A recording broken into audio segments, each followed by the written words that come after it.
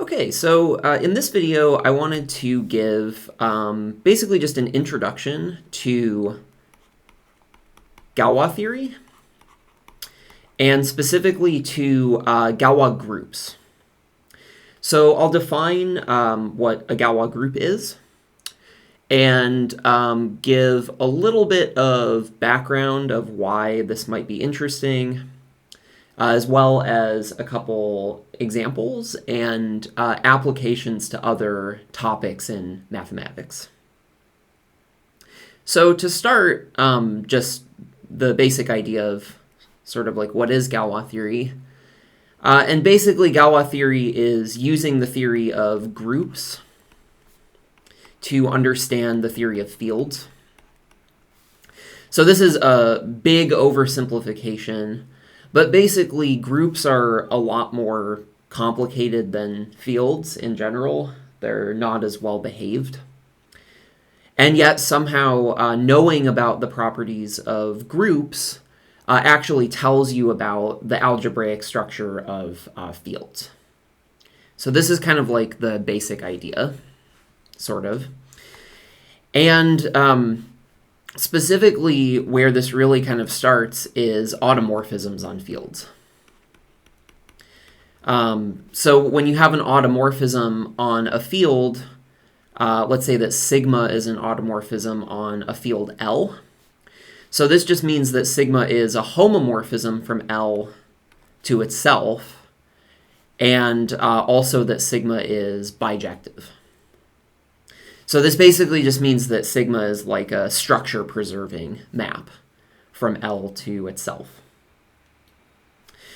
And sort of like the basic question of Galois theory is that if we have a subfield, so you can imagine that L is kind of like a bigger field, and then there's a smaller field, K. So this is a subfield of L. And one of the basic questions in Galois theory is which choices of sigma, so which automorphisms sigma, are basically the identity on K. So which automorphisms, if you restrict them to K, so this just means restriction, does it become the identity on K? So this is like one of the basic questions of Galois theory. And when we talk about the Galois group, so this can be written gal L over K. So this just means the Galois group of L over a subfield K. And then this is just the set of all of these automorphisms sigma. So it's the set of all of the sigma from L to L, with the property that if you restrict sigma to K, it's the identity on K. And, you might ask, like, is this even a well-defined set, or is this even non-empty? So are there always elements of the Galois group? And the answer is that there are, because you always at least have the identity. So if you think about the identity on L, right, this is just the function that for any choice of x in L, it just maps it to itself. And this is definitely the identity on K, right? So if you restrict the identity on L, it still acts like the identity on K, the subfield, because it still fixes all of the elements of K. So this would be actually an example of, like, the Galois group always contains the identity on L. Great. But you can sort of go further because this is actually a group. So if you're familiar with some basic group theory / field theory, you might know that if you have a group or a field, the automorphisms form a group. So you can have a group structure or a field structure, but that kind of induces a group of automorphisms. And how that works is that if you have two automorphisms, So let's say that these are both elements of the Galois group. You can compose these. So you can do sigma dot tau, or you can do tau dot sigma.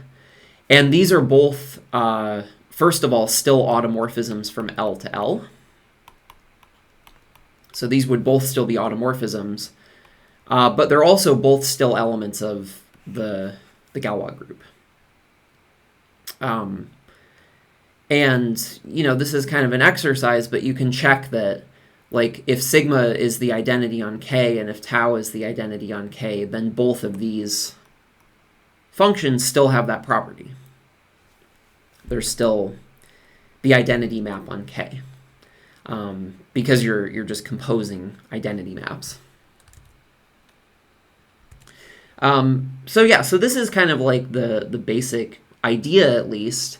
If you have a field, and then if you have any subfield of that field, you get this group structure.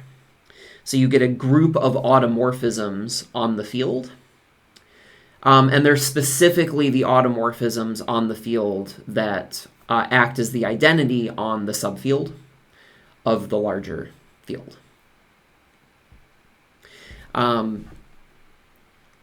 So yeah, so that's the basic idea. But it might be helpful to, you know, come up with a more explicit example of a Galois group. So let's do that. So a basic example is this field.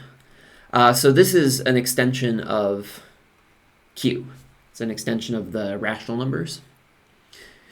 And what this field basically is it's the smallest field that contains all of the rational numbers, but then also contains square root of 2, which is obviously irrational.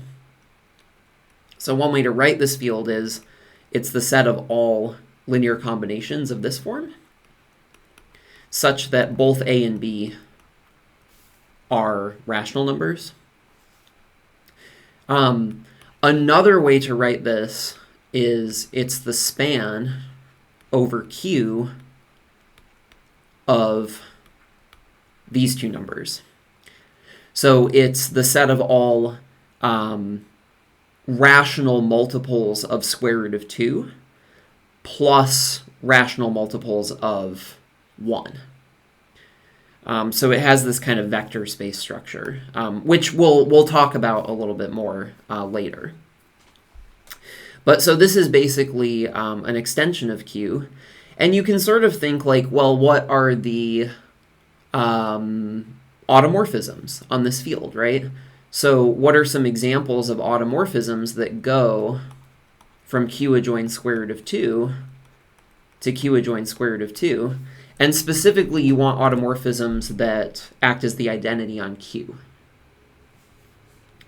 And so one of the possible automorphisms is kind of like I was saying before. You can just map any number of the form a plus b square root of 2 to a plus b square root of 2. So you can basically do nothing. And this is definitely a map that if you restrict it down to Q, it still acts like the identity. And then another map, I mean, I guess we can call it like sigma 0.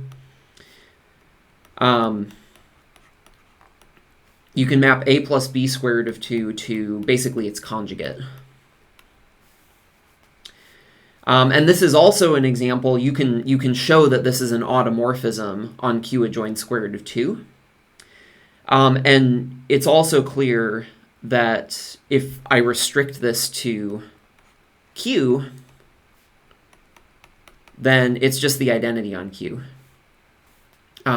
Because elements of Q are basically just of the form, like if a plus b square root of 2 is an element of Q, then that means that b is 0, right? And so in that case, you're just mapping a to itself. So these are two examples of automorphisms on Q adjoins square root of 2, and they're what's called Q-linear automorphisms. So these both belong to the Galois group of q adjoin square root of 2 over q. And sometimes people will just write this as G. So like if the context is clear what fields you're talking about, people will just write it as G. But so these are two elements of the Galois group. And the next natural question that you might have is, are there more elements? And that's something that I'll talk a little bit more about in the next video. And yeah, this video was basically just an introduction to the Galois group, but next time I'll talk a little bit more about computing Galois groups explicitly and other properties of Galois groups. So I will see you then.